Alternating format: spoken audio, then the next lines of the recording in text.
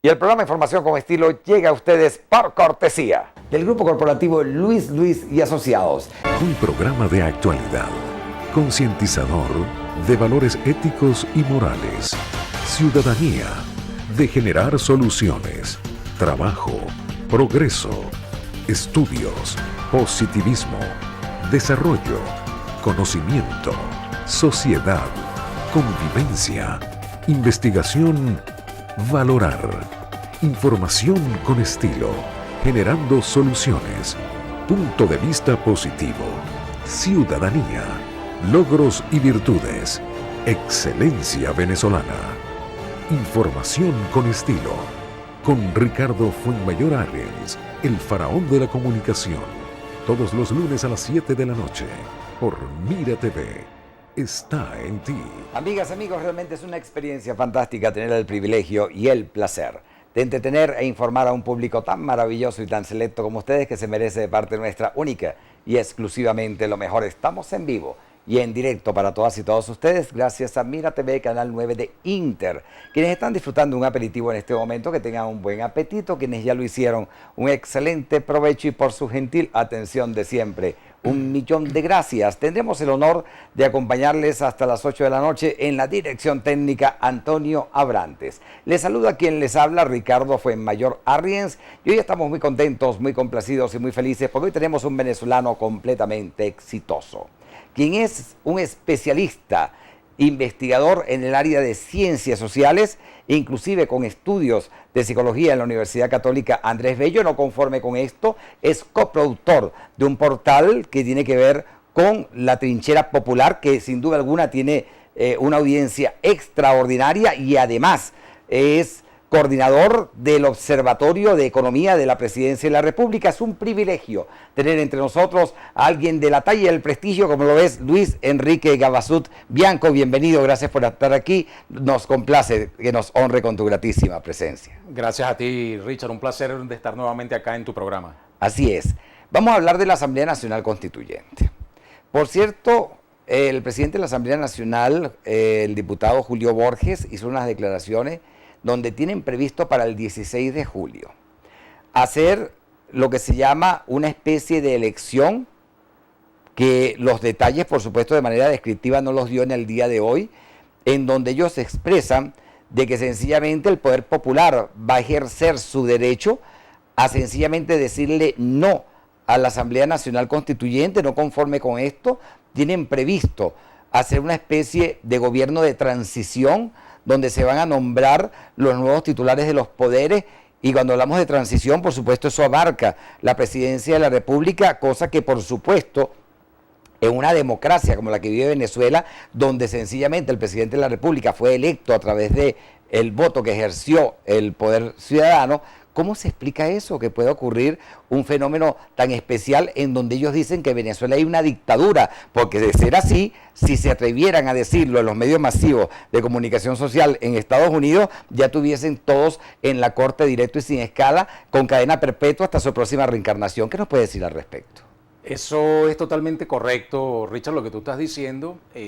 Indiscutiblemente que eso es simplemente la prolongación de una estrategia de golpe de Estado fallida. Okay. Y es como el último intento desesperado por parte de la oposición que hace vida en esa mesa de la unidad democrática, la llamada mesa de unidad democrática, de ellos en vista de que el golpe de Estado, por las distintas vías que lo han intentado, la violencia generalizada, o que ellos trataron que fuese generalizada en las calles, pero no lo lograron, esa violencia se quedó constreñida, circunscrita exclusivamente a algunos pequeños focos ultraviolentos, eso sí, sumamente virulentos, muy peligrosos, pero que en definitiva no pasa de ser un foquismo a nivel del territorio nacional.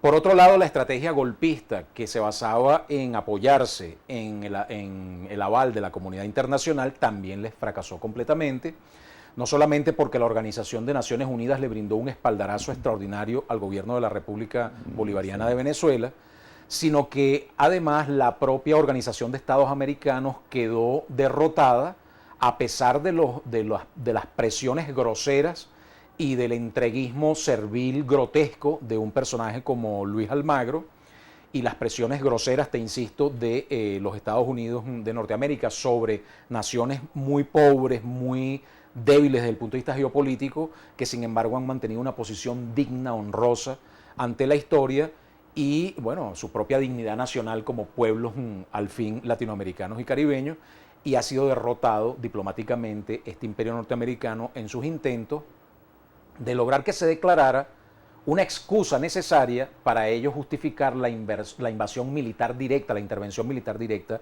en Venezuela, que llegó a ser una posibilidad peligrosamente cercana y cierta.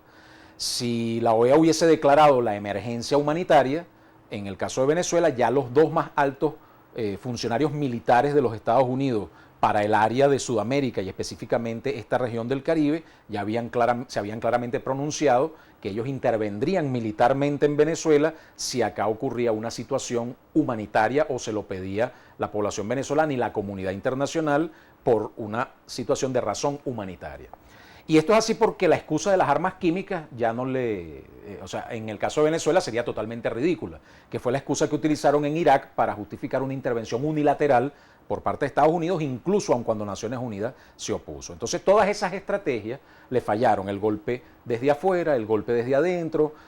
Han estado esperando o tienen esa ilusión vana y totalmente negada de que un sector relevante de la Fuerza Armada Nacional Bolivariana se pliegue a esta estrategia golpista y haya un pronunciamiento, un alzamiento, un levantamiento de alguna porción de la Fuerza Armada Nacional Bolivariana, lo cual no ha ocurrido ni va a ocurrir. Se ha demostrado, si algo se ha demostrado con todo esto, es una unidad monolítica de la Fuerza Armada Nacional Bolivariana y además una solidez que hace que resurja fortalecida de todo esto la unión cívico-militar, que es la clave fundamental, el núcleo medular, la esencia de la revolución bolivariana, la unión cívico-militar.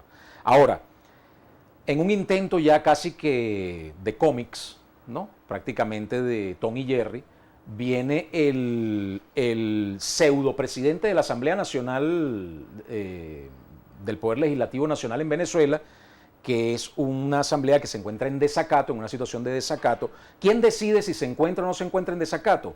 Bueno, no es Dios quien lo decide, es el Tribunal Supremo de Justicia, de acuerdo a lo que está establecido en la Constitución de la República Bolivariana de Venezuela, que por cierto tanto defiende ahora, de un tiempito para acá, esta Mesa de Unidad Democrática y también la Fiscal General de la República, quien ha mantenido posiciones políticas muy, muy claras, defendiendo, o según ella lo plantea, defendiendo la Constitución bolivariana. Por lo tanto, en esa Constitución bolivariana que tanto se defiende, se establece con toda y absoluta claridad que el último intérprete, el máximo intérprete y la última santa palabra en términos de interpretación de la Constitución nacional la tiene el Tribunal Supremo de Justicia. En la Sala Constitucional. Por supuesto, y específicamente en la Sala Constitucional. Entonces, si ya la Sala Constitucional declaró que sentenció, y ya es sentencia firme, que la Asamblea Nacional se encuentra en una situación de desacato, y esta Asamblea Nacional no sale del desacato, pues esa Asamblea Nacional, sus decisiones son totalmente nulas de toda nulidad, incluyendo el nombramiento de Julio Borges como supuesto presidente de una Asamblea Nacional, porque estando en desacato, todos sus actos no son inválidos.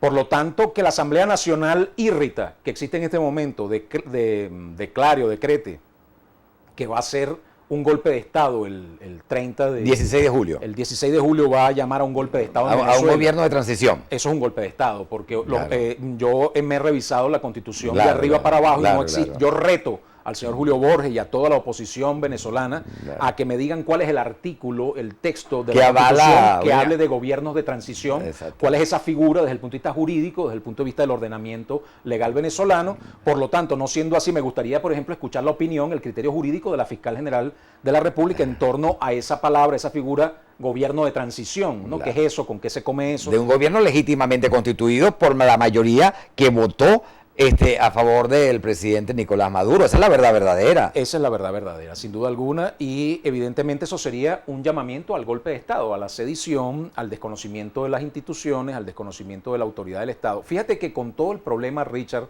que ha habido, este conflicto político evidente que existe entre la Fiscalía General de la República, con la fiscal Luisa Ortega Díaz, y el Ejecutivo Nacional y otras instituciones, que es de carácter exclusivamente político debido a las aspiraciones políticas personales que tiene la fiscal.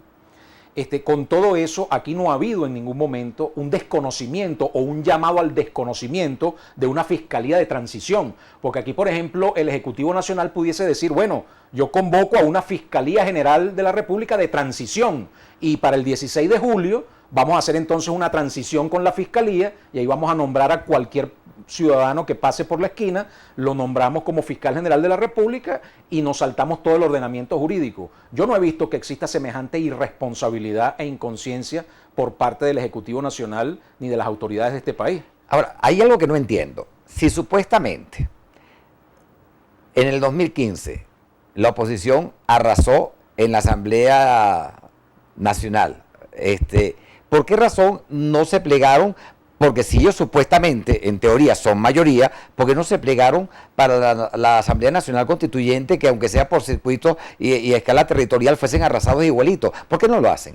Mira, Richard, yo en el momento en que el presidente Nicolás Maduro hizo la convocatoria a la Asamblea Nacional Constituyente, yo consideré que desde el punto de vista político era un gran riesgo político que se corría, porque si la oposición decidía postularse para la Asamblea Nacional Constituyente, bueno, es un escenario competido desde el punto de vista político electoral en el país, porque hay un grueso de la población que simpatiza con la oposición, hay un enorme grueso de la población que está en unas aguas intermedias, ¿no? Ese sector niní, llamado niní, que pueden en un momento dado, hasta el momento mismo del ejercicio del voto, no se sabe exactamente hacia qué lado se van a inclinar, y hay un grueso de la población que es netamente chavista y que se sabe que van a votar por la opción del gobierno bolivariano, pero en todo caso la oposición tenía claramente un chance electoral de haber obtenido, si no la mayoría, por lo menos una participación bastante relevante dentro de la Asamblea Nacional Constituyente, y esto incluso podía determinar prácticamente que si ellos hubiesen logrado, caso negado, incluso una mayoría en la Asamblea Nacional Constituyente, bueno, podían hacer, era el paraíso para ellos, pues políticamente hablando, porque podían ya cambiar la Constitución, cambiarle el nombre al país que tanto quieren quitar al héroe, que la propia BBC de Londres lo ha catalogado como el hombre más universal y más grande de la humanidad del milenio. Como es nuestro libertador Simón Bolívar. Nuestro libertador Simón Bolívar, claro. Y a ellos les da vergüenza que el nombre de Simón Bolívar esté en el nombre de su país, ¿no? de nuestra bella República Bolivariana de Venezuela. Pero hubiesen podido hacer todo, desde eso, desde cambiarle el nombre al país hasta poner un gobierno de ultraderecha, acabar con poner las instituciones a su medida, es decir, hacer todo lo que ellos siempre han soñado hacer. ¿Por qué no lo hicieron? ¿Por qué no participaron? Pero me lo vas a contar en la próxima parte del programa. Por supuesto, claro que sí. Para hacer un pequeño paréntesis e ir a comerciales. Identificamos la estación y por lo tanto ya venimos con más de información con estilo y con nuestro honorable entrevistado Luis Enrique Cafazut Bianco en exclusiva para todas y todos ustedes.